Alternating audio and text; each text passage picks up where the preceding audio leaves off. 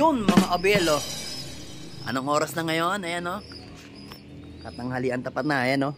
10:30 na. Ayan. 10:35. So yun. Nagpakain na ako dito sa mga South Warrior natin. Meron lang ako ipapakita sa inyong isang ibong pasaway na laging gustong bumaba sa lang natin itong aking na pintuan. Yan.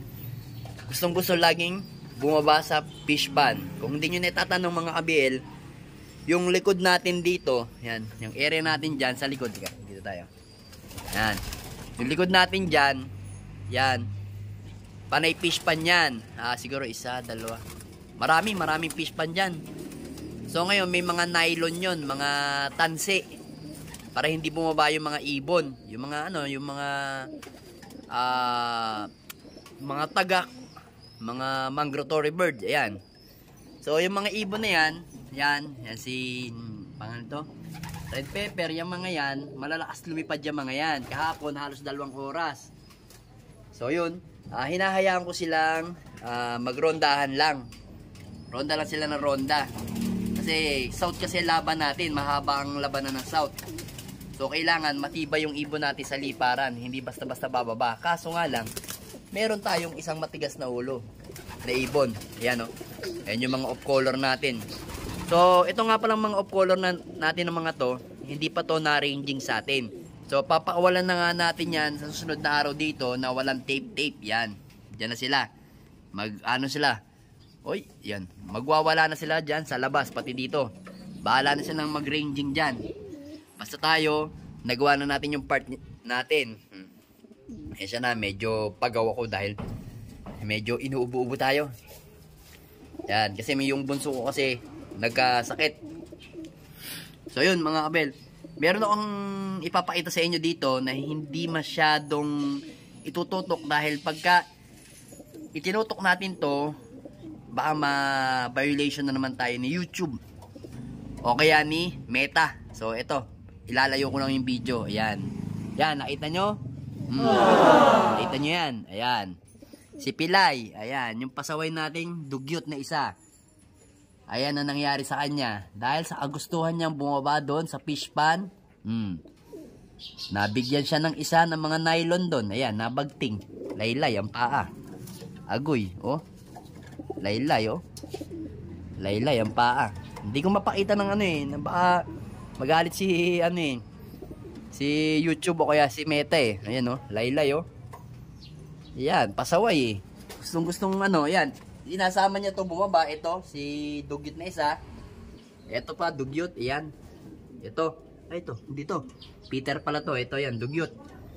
Yan, gusto niyang isama. Eh, matitibay lumipad. Talagang hindi may iwasan.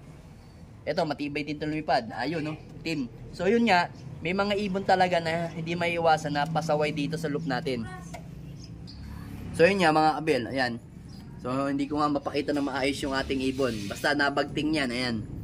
Ayan, pilay. Pilay na pilay. Pasaway. So kanina, pinakawalan ko sila ng alas 9. Ganito yan mga kabel. Alas 9, pinakawalan ko sila, pinaranging ko sila. So pag ko dito mga 10:15, 10:20, nandito na sila lahat sa sahig ng loop nila. Ayan, diyan. So nakita ko nga siya nandun, nakababa siya. Sabi ko patay, nabagting nga. Yun nga, nabagting nga ng hindi oras. Aray ko. Ayan yung mga off color natin. Tignan natin siyang i-highlight, baka kasi magalit si Meta o kaya si YouTube. Mabigyan tayo ng warning, restricted. Mahirap na. Masyadong mahigpit si YouTube at saka si Meta ngayon. Ayan, update na sa mga ibon natin dito. Kasi hindi na tayo nakakapag-upload sa YouTube. Ayan. Ayan yung mga ibon natin. Ito nga pala yung pagpaparisin natin. Yung ibon na yan. Si Casper at saka si Victor Lim. Ayan. Line breeding ng Victor Lim natin yan. So ito nga, update natin. Separated na yung mga natin. Mga hen natin dyan. Bale, si Dugyot, si Wegen, si Peter C, si Klein Didi, si Beckert, ayun, si Pinstra na si Dugyot, ayun. So ito nga yung mga anak nila. Ito anak ni itong dalawang checkered na to nung medyo dark. Yan. Okay lang. Yan. Yan, ito, medyo dark na yan. At saka yung isang yun, anak naman yan ni, ano, ayun, dugyot na yun. Tapos ang tatay, ito, mga kabel. Yan yung tatay. Yan, yung ating Arden Vandenbroek. Then, ito naman light check na to, is ang anak niyan, ang nanay niyan is, saan na yun, yung si Peter C, ayun. Peter C natin na yun. Kulay, ano ba yun? Blue-green na sing-sing. Yan. Foundation bird natin. So, ang tatay is eto. White light. Yan.